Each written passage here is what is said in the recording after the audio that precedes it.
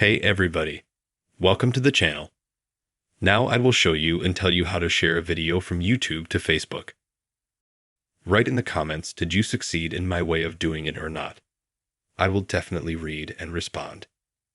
Please subscribe to the channel. Put likes. Let's get started.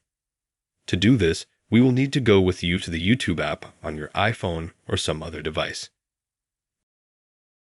Then we need to find the video that we want to share. Let's say I found this video. Now I click on these three dots. And there's a share button here. Click here.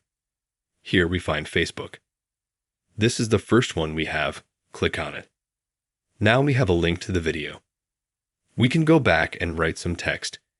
We can also put some emoticons. And then we can write at the top. Or public for everyone. Or it will be hidden only for you. Click Done.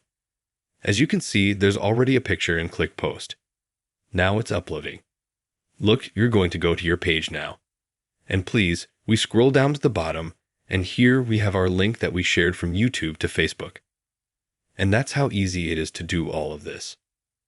But if you help them like this video, you can subscribe to the channel. Give it a like.